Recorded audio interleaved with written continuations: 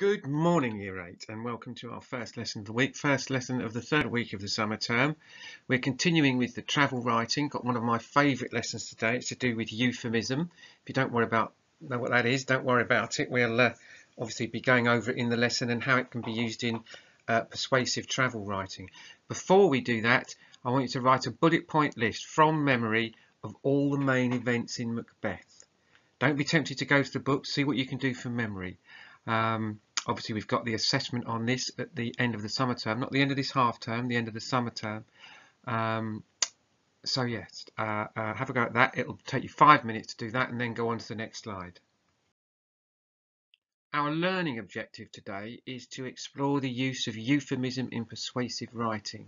As ever, you don't need to write the learning objective in, just write the title in, euphemism in persuasive writing, and then go on to the next slide.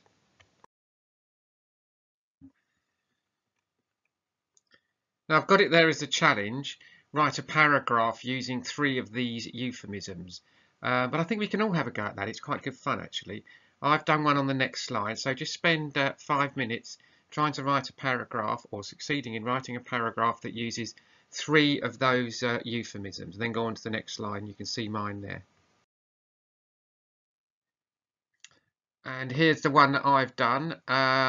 I was economically disadvantaged, meaning I had no money because I was between jobs, means I was unemployed. I had an interview, but I could not afford any clothes, so I had to go in my birthday suit, so I had to go naked. They thought I had a relaxed attitude to work, so I didn't get the job. There you are. Pretty tale of woe there about someone trying to find a job, but that was mine. So if you do yours, or rather when you've done yours, I'd love you to send them to me if you can. So when you've done that, on to the next slide, Year 8. Now, you have to imagine that you're working in an advertising agency, and for some reason you have to write an advert for this hotel look. I mean, let's assume that they would have taken the boards off when we got there, but it still looks incredibly grim. So that is the hotel that we're going to be writing an advert for.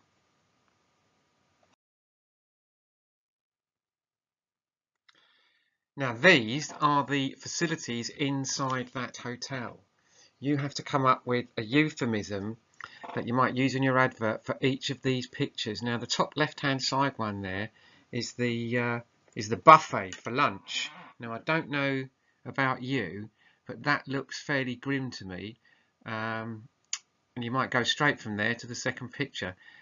You'd have to find a euphemism from that. You'd have to say something about local cuisine or something like that, you know, to get away with serving up something like that. And on the next after that, that's actually a toilet. It's a sort of facilities they have in Asia where they squat down more than we do. Anyway, it's fairly grim. So I don't know what a euphemism for that would be. I don't know. I'll leave that one up to you. To the right of it is what looks like a small pond surrounded by lizards. So what could be that? Local wildlife. You can see local wildlife from your bedroom window. And going to the bottom left there, that's a very small room. So cosy but clean facilities. Bottom middle looks like a riot going on outside the hotel there. You could say something like lots of local colour, locals celebrating, and you can join in and so on. And to the right there, you've got an empty swimming pool full of smashed up sinks, it looks like.